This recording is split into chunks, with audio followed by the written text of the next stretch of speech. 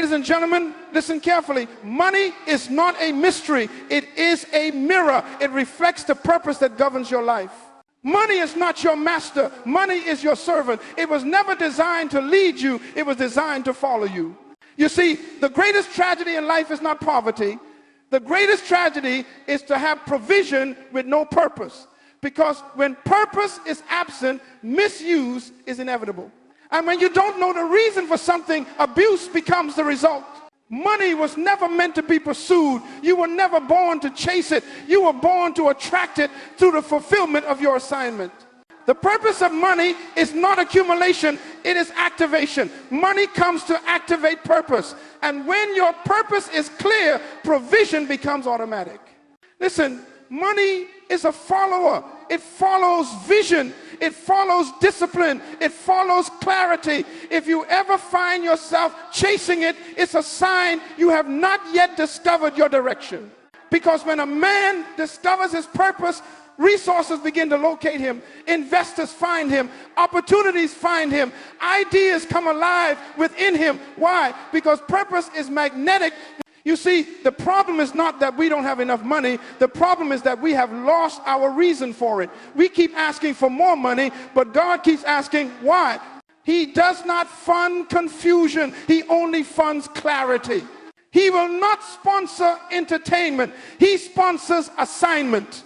That's why I say your prayer should not be, Lord, give me money. Your prayer should be, Lord, reveal my purpose. Because the moment purpose becomes clear, provision begins to flow.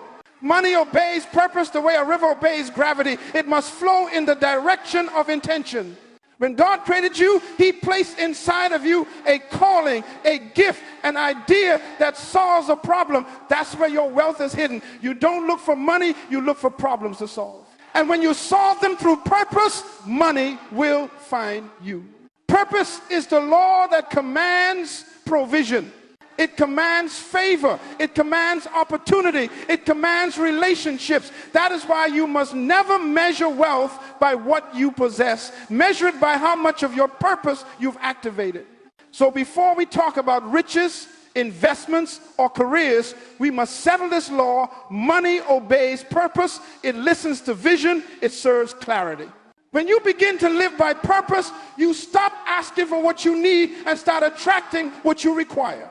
That's why the most powerful prayer you can pray is not God bless my plans, but God show me yours. Because divine purpose is already pre-funded. Heaven never assigns a vision without attaching provision. The supply is hidden in the strategy. So hear me today. If your finances are disorganized, don't start with your budget, start with your belief. If your money is out of order, it's a sign that your purpose is out of focus. But the good news is this: the moment you realign with purpose, everything connected to your destiny begins to obey. Even money must respond. Now hear this carefully, my friends. Your salary is not your source. Your job is not your provider. Your paycheck is not your promise. It is simply a seed, a temporary channel through which God tests your faithfulness. You see, many people confuse their income with their inheritance. But the two are not the same. Your income sustains you. Your inheritance was designed to empower you. A job gives you a wage, but your purpose gives you wealth. I've said this many times. The greatest danger of employment is that it can rob you of deployment. When you become satisfied with a paycheck, you can forget the vision God placed in you to produce. A job was never meant to define you. It was meant to develop you. It is the training ground where you learn stewardship, discipline, and excellence. But it is not your destiny. True wealth, my friends, does not come from what you earn. It comes from what you learn and what you release. Wealth is born in the mind before it appears in the bank. It begins as an idea, a concept, a revelation, something that solves a problem in the world. That's why the wealthiest people are not those with the largest paychecks, but those with the clearest purpose. Let me put it this way. Money flows toward usefulness. The more problems you solve, the more value you create. And the more value you create, the more wealth you attract. Look at every great innovator, every business leader, every kingdom builder. They discovered something that made life better for others. That is the law of increase. Serve humanity through your gift, and wealth will serve you. Now, I know some of you might say, but Dr. Munroe, I work hard every day, yet I never seem to get ahead. Let me tell you why. Because you are trading time for money instead of transforming ideas into value. Time is limited, but ideas are unlimited. That's why the Bible says, as a man thinks in his heart, so is he. It didn't say, as a man works in his office. Because your wealth is not in your labor, it's in your mindset. Let me give you a principle. You were not designed to live off a wage. You were designed to live off wisdom. When you start working your wisdom, your wage will no longer define your worth. You will begin to multiply what others merely spend. Money follows mastery. It follows management. It follows meaning. The salary may sustain your needs for a moment, but your seed, your ideas, your creativity, your discipline, that is what will sustain generations. Because every dollar that passes through your hands carries a question: will you plant me or will you consume me?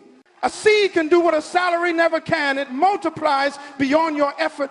Your salary may pay your bills, but your seed builds your future. That's why you must stop living from paycheck to paycheck and start living from purpose to purpose. So I challenge you today, don't ask for a raise before you raise your vision. Because your vision determines your provision. Your source is not the company you work for. Your source is the Creator who gave you a purpose no company can contain.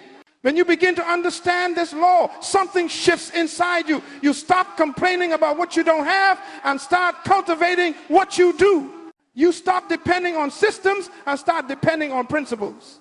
And when you live by principle, even in a famine, your seed will still produce. Because hear me, the source of wealth is not your employer, it's your purpose, your ideas, and your faithfulness to multiply what you've been given. Money is just the fruit. The seed is wisdom.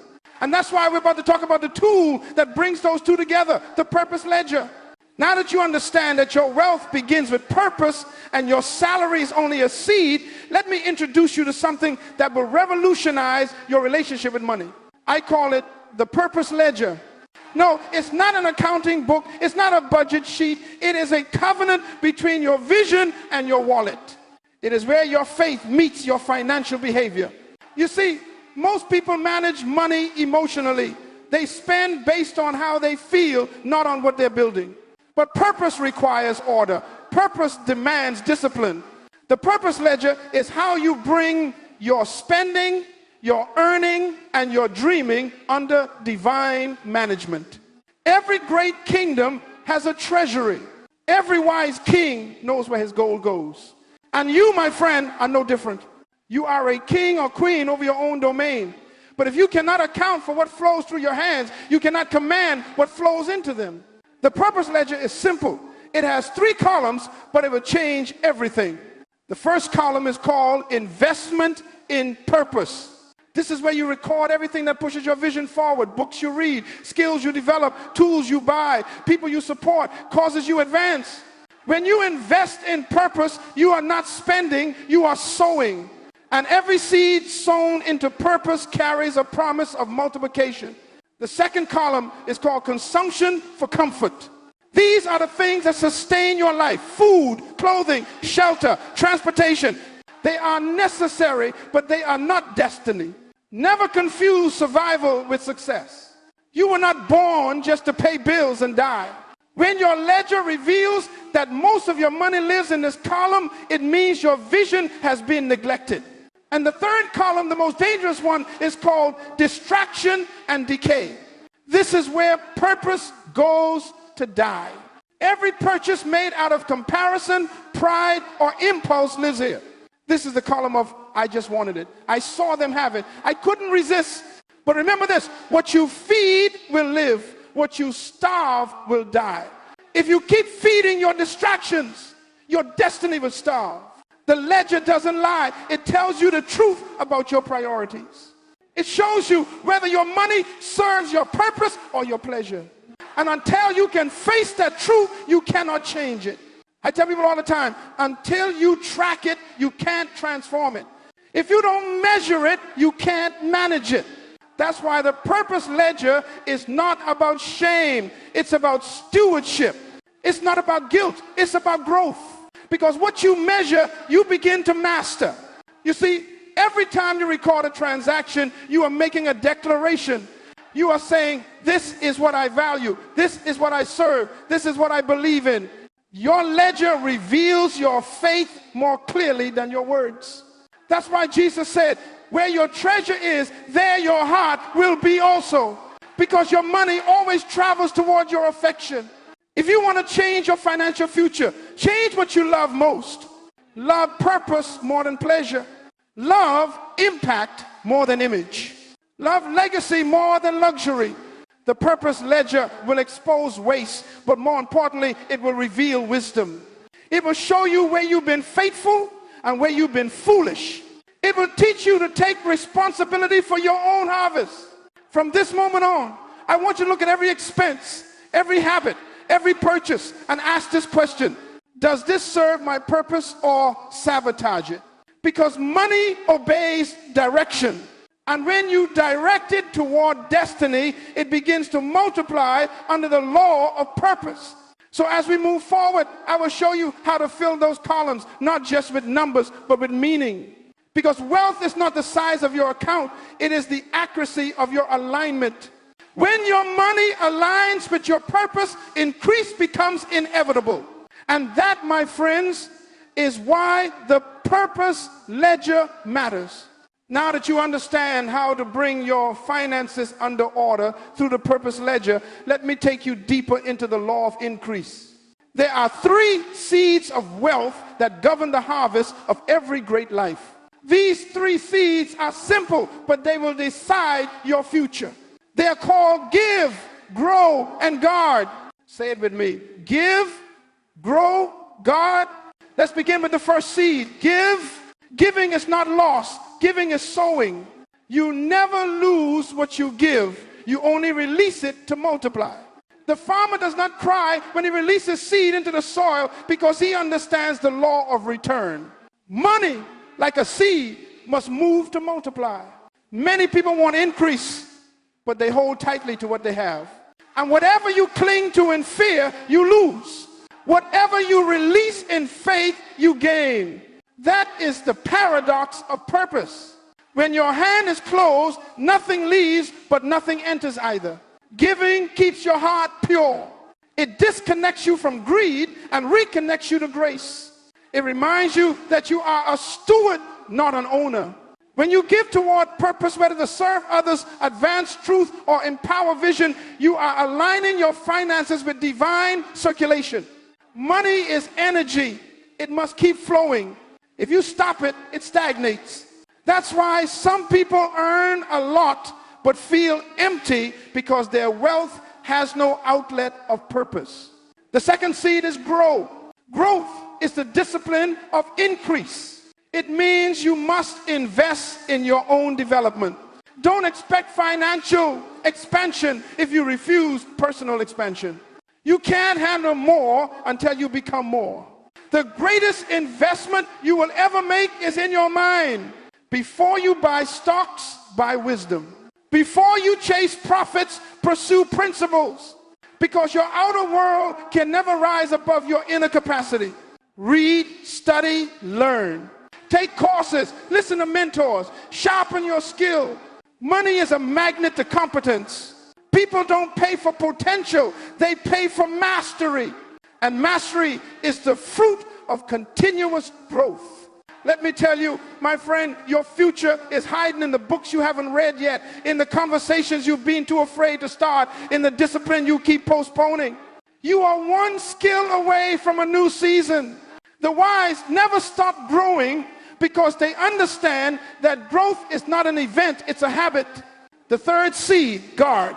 If you sow and grow but do not guard, you will lose what you've gained. Every garden needs a fence. Every blessing needs boundaries. Guard your mind. Guard your time. Guard your environment. Because everything valuable attracts attack. When the enemy cannot destroy your purpose, he will distract it Distraction is more dangerous than destruction because it looks harmless. God, your circle, who speaks into your life, determines what grows in it. Surround yourself with builders, not drainers, visionaries, not victims. Guard your integrity. Guard your habits. You can't build wealth with broken character. If people can't trust you, money won't either. Remember, wealth is not only what you accumulate, it's what you can sustain. And hear me, guarding is not selfishness, it's stewardship. You're not protecting money, you're protecting mission. You're not avoiding people, you're avoiding poison. So here are the 3 C's again. Give, grow, guard. Give, because generosity breaks the curse of greed. Grow, because learning multiplies your value. Guard, because protection preserves your progress. When you practice these 3, you activate the cycle of increase. What you give returns in harvest. What you grow attracts promotion. What you guard sustains blessing. These 3 seeds are not religious ideas. They are universal laws. Every successful person, knowingly or unknowingly, is living by them. But when you apply them with purpose, intentionally, consciously, faithfully, your life moves from survival to significance. Because hear me well, wealth is not luck, it's law. And the law of wealth says, whatever you give multiplies, whatever you grow expands, and whatever you guard endures. That is how purpose becomes prosperity. And that is how prosperity remains permanent. My friends, listen carefully now. You can plant, you can grow, you can guard, but if your mind is still programmed for poverty, your harvest will never last. Because before wealth shows up in your hand, it must first exist in your head. Scarcity is not a financial condition, it is a mental one. It is a virus of the soul that whispers, there is never enough. And if you believe that lie long enough, you will begin to hoard, to fear, to shrink, even when abundance is knocking at your door. You see, the mind operates like a computer. Whatever software you install becomes the program that runs your life. Many of us were raised with scarcity code. Money is evil. Rich people are selfish. I was not born for more. That code limits what God can download into you. You cannot receive $1 million vision with a poverty mindset. Let me say this plainly. You cannot live in abundance with a fear of increase. Fear will make you bury your talent. Fear will make you call safety wisdom when it is really unbelief. To break this scarcity software, you must first recognize it. Every time you say, I can't afford that, stop and ask, is it that I can't or that I haven't learned how yet? Every time you envy someone else's success, remember, envy is admiration poisoned by fear. Celebrate their harvest and you authorize your own. The second step is to reprogram it. Replace fear with faith. Replace doubt with discipline. Replace complaining with creation. Start speaking increase even before you see it. Your words are commands to your mind. Say out loud, there is more in me than I am using. I am not a victim of lack. I am a steward of abundance. Repeat it until your subconscious believes it. The third step is exposure. Change what you see, what you hear, and who you walk with. If everyone around you talks defeat, you will download defeat. Sit with visionaries until their faith infects you. Read stories of builders and givers. Watch the testimonies of those who rose from nothing and used purpose to create plenty. Because the mind cannot become what it has never seen. And finally, gratitude is the antivirus of scarcity. When you thank God for what you have, you prove you can be trusted with more. Gratitude turns what you have into enough and what is enough into overflow. So today, make a decision to uninstall every limiting belief you ever learned about money, success, or yourself. Reboot your mind with purpose. Reset your thoughts to possibility. Because abundance is not coming from the outside in. It is waiting to be released from the inside out. Money does not create your mindset. Your mindset creates your money. The moment you believe that truth, the scarcity software crashes forever. My friends, listen closely now, because after your mindset, your environment is the next gate to your destiny. You can't grow a mango tree in the Arctic. And you can't grow purpose in a toxic environment. The soil you plant in determines the fruit you produce. You see, many of us are praying for increase while living in the wrong climate. You cannot expect abundance while surrounding yourself with negativity, doubt, and distraction. Your environment is a silent teacher. It shapes your habits without asking permission. The moment you decide to live by purpose, you must also decide where that purpose will live. Because every environment either feeds your faith or starves it. It either strengthens your discipline or drains it. It either multiplies your vision or murders it slowly through mediocrity. So let me teach you a principle. Change is not complete until your environment supports it. If you want to rise, you must rearrange your surroundings. You cannot build a palace thinking while still living in the noise of the marketplace. Purpose requires peace. Vision requires order. That's why God never places greatness in clutter. He creates space first. Now, let's talk about people, your associations. Every person in your life is either a multiplier or a diminisher. They are either adding faith or adding fear. They either build your confidence or break your focus. Show me your circle, and I will show you your ceiling. If you keep walking with those who complain, you will become fluent in complaint. If you keep walking with those who dream small, your faith will begin to shrink to fit their comfort. But when you walk with visionaries, those who believe, who build, who speak life, you will begin to think and talk like them. Remember this: atmosphere determines attitude, and attitude determines altitude. That's why some of you feel heavy, not because you are weak, but because you are surrounded by weight. The company you keep is either your lift or your limitation. So do an inventory today. Your purpose ledger doesn't stop with money. It also includes people. Ask yourself, who speaks to my potential? Who feeds my faith? Who corrects me with love and truth? And who drains my energy with negativity? If a relationship doesn't align with your assignment, it is a distraction dressed as friendship. And hear me, disconnection is not rejection, it is direction. God removes certain voices, not to punish you, but to protect your focus. You can't take everyone into your next level. Some people belong to your history, not your destiny. Choose your company with prayer. Choose your mentors with discernment. Choose your environment with intention. Surround yourself with conversations that lift, challenge, and refine you. As Jim Rohn said, and I love this quote, you are the average of the 5 people you spend the most time with. So who are your 5? Because whoever you listen to, you will eventually become. And whoever walks with you determines what grows within you. Your purpose cannot survive in polluted air. Breathe in belief, breathe in clarity, breathe in excellence. Because your environment is the incubator of your future. When you align your surroundings with your vision, your progress becomes natural. Discipline feels easier. Focus becomes joy. And your entire life begins to vibrate at the frequency of your calling. So remember this: if you want to change your harvest, change your habitat. When your environment rises to match your purpose, even heaven begins to cooperate. Now that your environment is aligned with your vision, let's move to the next dimension of mastery, speaking wealth with authority.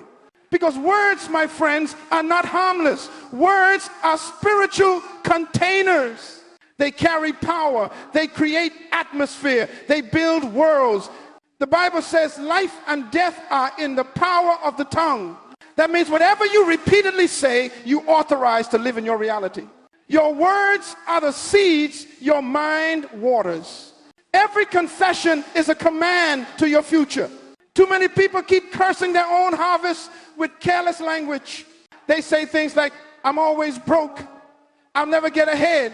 Nothing ever works for me. And the universe, obedient as it is, simply echoes back as you wish.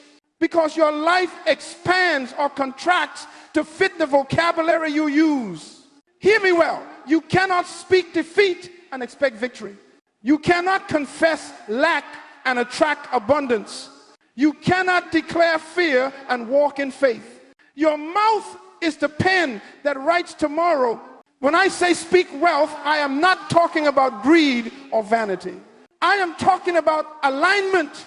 You must speak words that agree with your assignment. You must declare what heaven has already spoken about you. Because until your mouth agrees with your mission, your life cannot move in its direction. So begin today to re-educate your language. Stop describing your life by where you are. Start declaring it by where you are going. When you wake up in the morning, don't say, I'm tired. Say, I'm ready. Don't say, this is too hard. Say, I'm equipped for this. Don't say, I'm broke. Say, I am in a season of preparation for overflow. You see, your words determine your worth in your own mind. Let me give you a law. Your life moves in the direction of your most dominant confession. If you keep speaking small, you will live small. If you keep speaking fear, you will attract failure. But when you begin to speak with the authority of purpose, I am a steward of abundance. I am the lender, not the borrower. I am blessed to be a blessing. Then your spirit begins to rise to meet your speech. And do you know why this is so powerful? Because faith comes by hearing, especially when you hear yourself. Every time you speak truth aloud, you are reprogramming your subconscious. You are reteaching your soul how to believe. Over time, your words will reshape your emotions, your habits, and your expectations.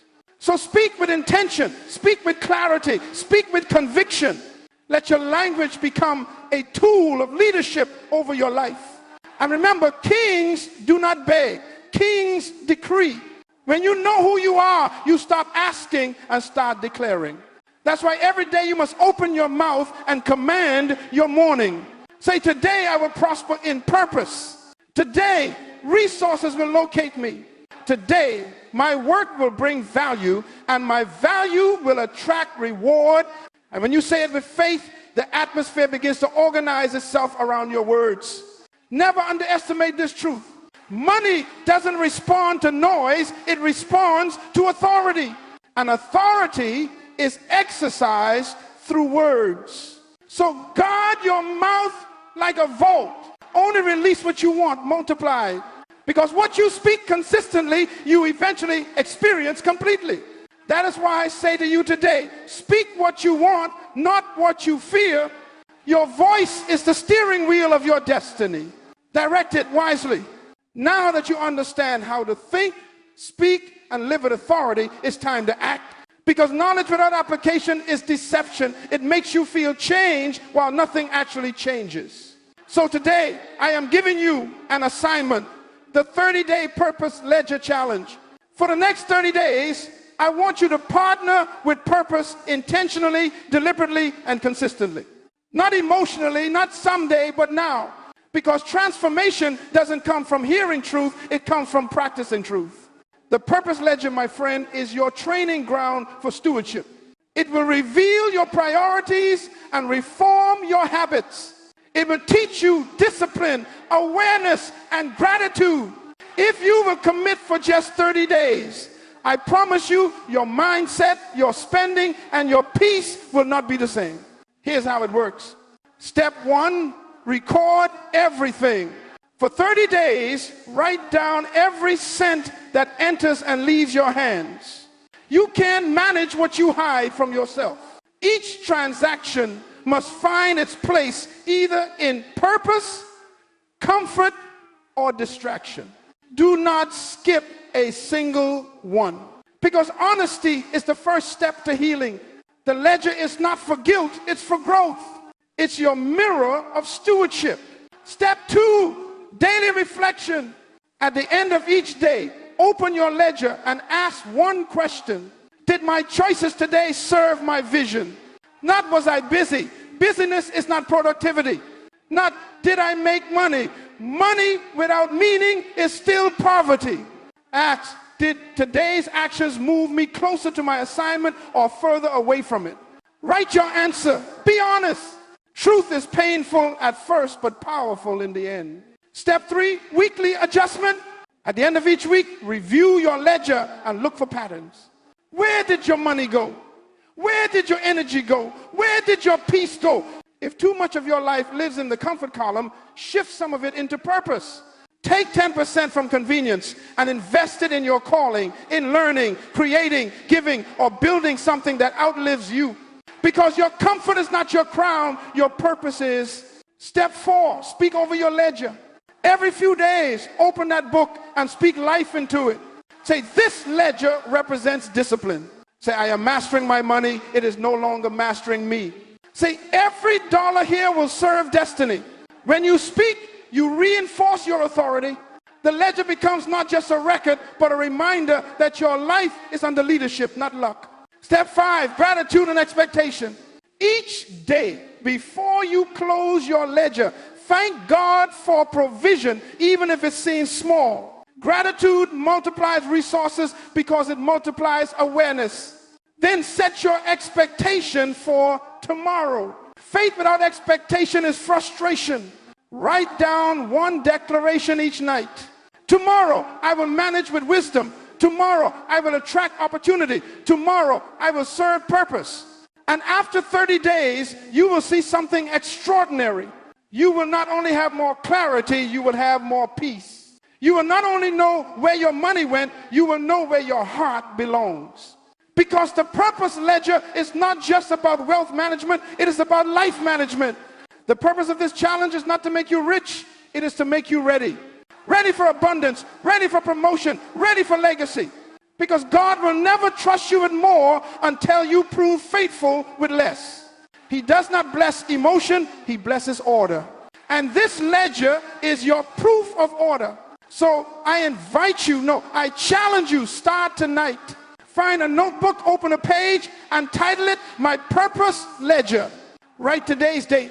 Write one statement at the top. From this day forward, my money will serve my mission. Keep that book where you can see it every morning. Because your ledger is not paper, it's a covenant.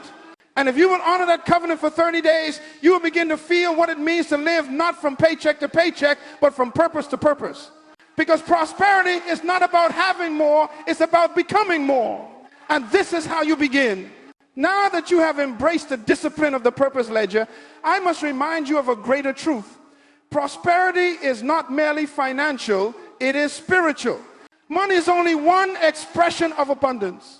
True prosperity begins in the soul. You see, my friend, many people want success in their hands, but not in their hearts. They want increase, but not integrity. They want blessing, but not balance. And that is why what they gain, they cannot keep, because wealth without wisdom always self-destructs. Prosperity is not a miracle you pray for, it is a law you live by.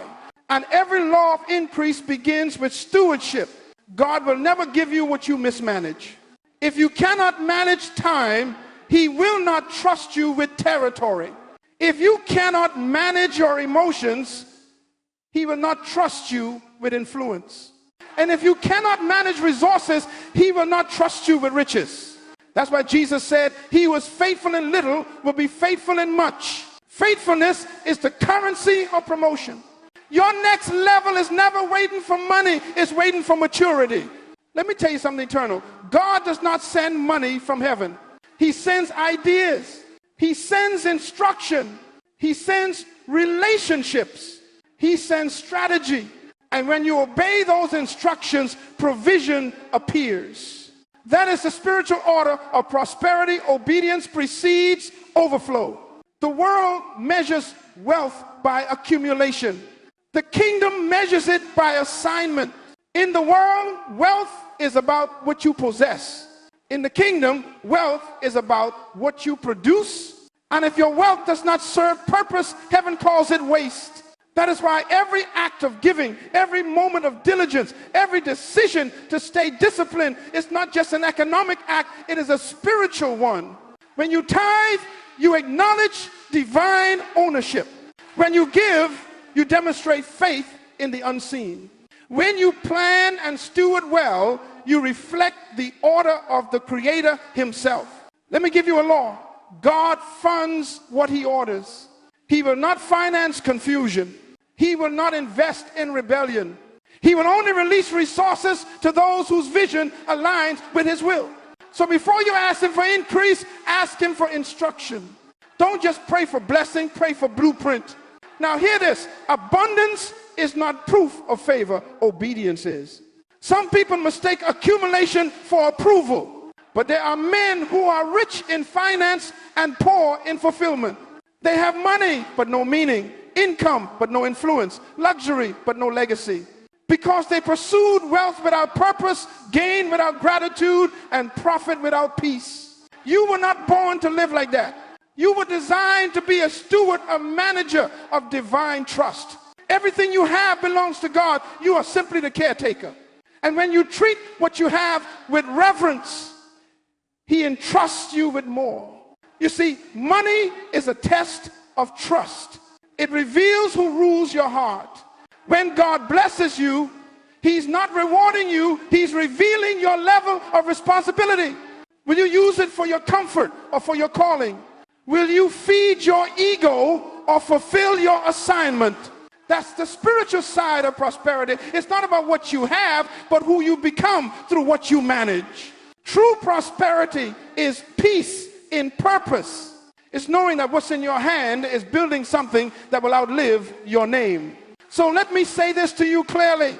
If you want God to bless you financially, let Him trust you spiritually. Align your heart with honesty, your habits with holiness, and your purpose with His plan. When your values and your vision come into harmony, provision flows without striving. Because wealth, my friend, is not a miracle, it's a manifestation. It manifests when purpose is clear, stewardship is proven, and integrity is intact. That's the divine equation of prosperity. My friends, as we come to the close of this teaching, let me remind you, the goal of life is not to make a living, it is to make a difference. If all you do is survive, then you have failed the reason you were born. Because purpose was never meant to help you get by, it was meant to help you rise beyond. You were not designed to chase money. You were created to command it through purpose. You were not made to wander through paychecks. You were designed to walk in principles. The moment you understand that money obeys purpose, life stops being a struggle and becomes a strategy. Survival says, how will I eat? Significance asks, whom will I feed? Survival worries about rent. Significance builds homes. Survival asks for a job. Significance creates opportunity for others. And when you move from survival to significance, heaven begins to take you seriously because now your life is about impact, not income. You see, money is temporary, but purpose is eternal. Wealth will one day lose its value, but what you built with it will speak for generations. Legacy is not leaving something for people, it is leaving something in people. And that is what true prosperity is all about. I tell you today, stop living small. Stop measuring success by possessions, titles, or applause. Measure it by how many lives breathe easier because you existed. Measure it by how faithfully you managed what you were given. Measure it by how obediently you followed your purpose. Let me summarize what we have learned together. Money obeys purpose. The salary is not the source, the seed is. The purpose ledger brings order to your finances. The 3 seeds of wealth: give, grow, and guard secure your increase. You must break the scarcity software that limits your mind. Align your environment and associations with your destiny. Speak wealth with authority. Live the 30-day purpose ledger challenge until discipline becomes delight. And remember, always prosperity is spiritual before it is financial. When you apply these laws, you stop begging for blessings and start building them. You stop praying for miracles and start becoming one. Because the greatest miracle of all is a transformed mind. Everything begins there. As a man thinks in his heart, so is he. So I speak this word over you today. May your mind be disciplined. May your words be seasoned with purpose. May your environment support your greatness. May your resources align with your vision. And may your life become proof that when a person finds their purpose, provision cannot resist them. I declare over you that this year will not be a year of survival, but of significance. You will not chase money. Money will chase your mission. You will not pursue comfort. You will pursue calling. And as you do, everything necessary for your destiny will appear not by chance, but by covenant. So go now and start your purpose ledger. Write the vision. Speak the word. Guard the gates. Give, grow, and guard again. Because when purpose becomes your master, prosperity becomes your servant. And remember this final truth. You were born to dominate, not to drift. You were born to manage, not to beg. You were born to live on purpose, for purpose, and by purpose. Let this teaching not end here. Let it begin in you. Because when your purpose becomes clear, your provision will never again be in question. God bless you, my friend. Go and prosper not by chasing wealth, but by walking in wisdom. For the power to change your life, your family, and your future begins in your mind, is governed by your words, and is fulfilled through your purpose.